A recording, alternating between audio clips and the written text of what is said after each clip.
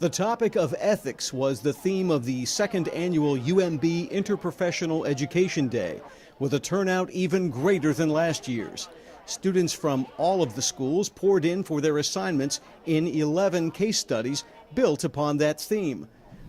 I feel confident that Mother would want a chance in life because she loves life. In one scenario, brother and sister seek help with end-of-life care. So first we wanted to know if, between the two of you, who has the power of attorney? The more that you treat those recurrent infections, the less likely the medications are to be effective. Some of the causes of the problems, and some, like the aspiration pneumonia, might be from feeding. So I was wondering, in the past, how was she getting fed? In another scenario, an expectant couple will learn the fetus appears to have multiple birth defects.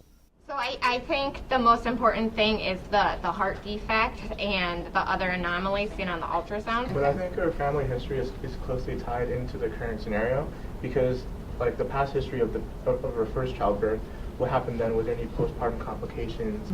I don't think we should wait too long before we get to the point of the ultrasound so that she doesn't, like, we don't want to create a false sense of like everything's okay. It is our job to give them all the information that we have and then let them make a decision based on what we've said to them. So we don't want to give them the option to terminate at all? No, I definitely think we want to. One important thing to ask before they come in, do we want to introduce ourselves in the beginning so they're not like sitting there and they're looking at 5 individuals who they don't know what they're doing? I mean, if we're going to be there, yeah. We should introduce that's them. who we are. Okay.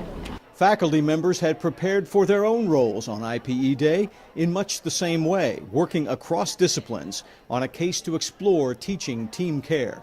We want to do these things with our students, but as faculty, many faculty are not currently aware on how to engage in these types of activities or develop these types of activities. And so this was just a tip of the iceberg of getting faculty excited about IPE. Now that the faculty have a little bit more information about what IPE is and some opportunities that we can do, we can subsequently follow up from this event and do some additional teaching and development with the faculty on how to develop these types of activities moving forward for our students.